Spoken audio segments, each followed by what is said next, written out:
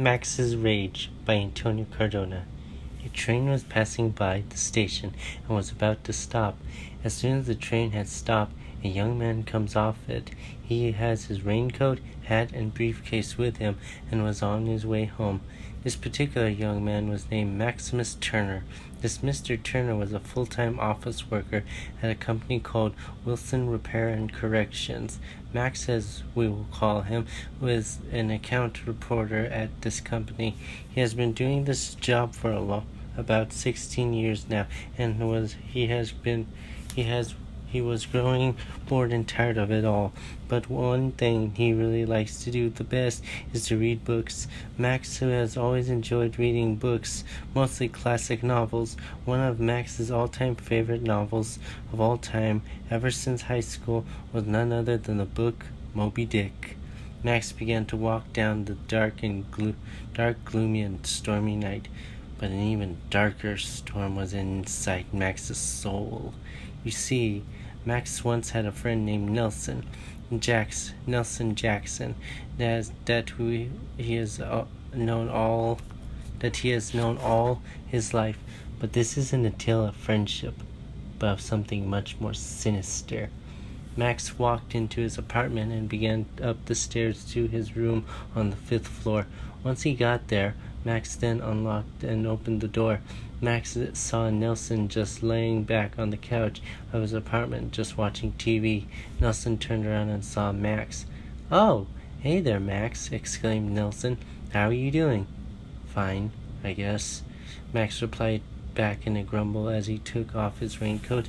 Max was really tired at this point and wanted to just lie down on his bed to rest. So after putting his briefcase away, Max then went to his bedroom to get unchanged and into some house clothes. Max then proceeded to lie down on his bed to rest, and when he did so, he began to think of his old girl that he once knew, Diana. Max and Diana were little kids when they first met. At first, it was all just waving or saying hi to each other, but soon enough, Max and Diana then began to talk more to each other as they got older and would hang out with each other for fun events. Both Max and Diana got to know each other very well. Eventually, Max and Diana began to date each other in high school. Nelson, however, also liked Diana as much as Max did, but all at that time, Max wouldn't let Nelson get close to Diana. As a result, Nelson grew furious with this. At one time, Nelson argued that Max, saying that Max had stolen Diana away from him. In response, Max told Nelson that Diana never wanted him as her boy. With that, Nelson and Max got into a fist fight, but Max beat the shit out of Nelson. Eventually, Nelson gave up on Diana, but plotted a plan of revenge both on Max and Diana. Meanwhile, Max and Diana were happy together for a long time. They eventually had the deepest and closest love of all type. But when Nelson heard that Diana got pregnant, he then proceeded to do his revenge on her. And so he did. Max knew what this so-called friend had done. It was monstrous and evil, and his so-called friend was in the very apartment that Max was in to just visit for the night. Nelson was still just watching TV and drinking some whiskey. In the back of the apartment, Max was lying on his bed, brooding over what Nelson had done. Max had been lying for hours on his bed and was exhausted. The room was dark, but the neon lights were piercing through the window of Max's bedroom, which provided some light. Max's eyes were becoming droopy, but Max shook himself awake. Max just sat up on his bed thinking in the same way that Captain Ahab of old thought of Moby Dick. "I turn my body from the sun.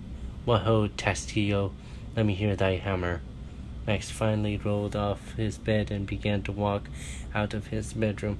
Upon doing this, Max heard the TV on and saw Nelson. Nelson turned around and said to Max, "Well, how did you sleep, Max?" "Okay, I guess," Max replied in a sluggish way. "Is everything all right? Is everything okay?" Nelson asked out of concern. "Oh, I'm good, Max replied back to Nelson. "O ye three unsurrendered spies of mine, thou uncracked keel and only God-bullied hull." Max walked into the kitchen to get himself a drink of whiskey and a cigarette to smoke. He thought long and hard about Diana. "Thou firm-decked and haughty helm and pole-pointed prow, death-glorious ship, mayst ye then perish without me?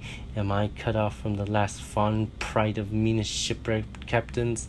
Oh, lonely death on lonely life!" Max began to cry, for he knew what Nelson had done now. However, Nelson didn't know what Max knew that he had done. Yes, Nelson had raped and killed Diana. Nelson had invaded Diana's home, forced himself on top of her, and shot her in the head. Max found this out from a police report about this. The crime scene was very bloody and gory indeed. The police, however, were not too sure of who the killer was, but Max had the most dreadful idea of who had done this crime. Nelson! After all, Nelson must have thought that if he couldn't have Diana, then neither could Max. Max, with all this thought in mind, was heartbroken to see that his lovely and beautiful girl was dead, all due to Nelson just wanting to have her, but never could. Oh, now I feel my topmost greatness lies in my topmost grief. Max's crying began to intensify greatly. Max walked around in the kitchen for a few minutes. Then Max walked into his hallway closet, which leads to where Nelson was sitting. The room was well lit up where Nelson was sitting. Max looked at Nelson with dark anger in his eyes, like a shark ready to make a kill. "Ho, ho! From all ye furthest bounds pour ye now in, ye bold billows of my whole forgone life, and top this piled cumber of my death." Max opened his closet, which had a lot of old things passed down from his family, from his father's frying pan to his mother's sewing machine to his uncle's old TV set to his grandfather's old lumberjack axe. Max remembered when he was little that his grandfather showed and told him about his old axe and that he used back in the day. What a perfect thing to use for dishing out revenge. Max slowly and quietly grabbed the axe and carried it out. Max turned and saw Nelson still watching TV. Max crept up slowly and quietly behind Nelson. "Towards thee I roll, all destroying but unconquering will." It was now true that Max's sadness had turned into madness. Max could feel the dark anger from deep within his tortured soul.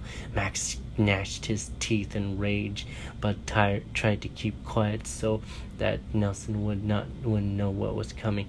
Nelson was already distracted by the TV. One easy kill for Max. At this point, Max was right behind Nelson. There, Max prepared to make the killing blow. "To the last I grapple with thee, from hell's heart I stab at thee, for hate's sake I spit my last breath at thee, sink all coffins and all hearses into one common pool, and since neither can be mine, let then me then tow to pieces, while still chasing thee." Max raised the axe, though tied to thee. Max's heart was beating violently. "Thou damned whale!" Max took a deep and long breath. Then Max screamed in bloody fucking rage. Nelson turned around and saw Max holding the axe over him. Horror of death struck Nelson, for he knew why Max was doing this, because Max had found out what Nelson had done to Diana, and Max was now evening the score. But before Nelson could react or even scream for mercy, Max swung the axe down on Nelson's head. Blood splattered everywhere. The couch that Nelson was sitting on, the carpet, the TV, and Max as well. "Thus, I give up the spear." Max slammed down the axe on Nelson again and again and again and again and again. With each blow, blood splattered more and more, staining the surroundings. Eventually, the killing was finally over. Max threw the now bloodied and gory axe to the side of the room. Max then sat on the couch next to the one Nelson was sitting on. Nelson's blood drained all over the carpet, but Max didn't give a fuck. He was just satisfied that he had gotten his revenge on that stupid fucking bastard once and for all. Max then proceeded to smoke yet another cigarette to celebrate his bloody and gory victory over his enemy, or should we say, friend. The end.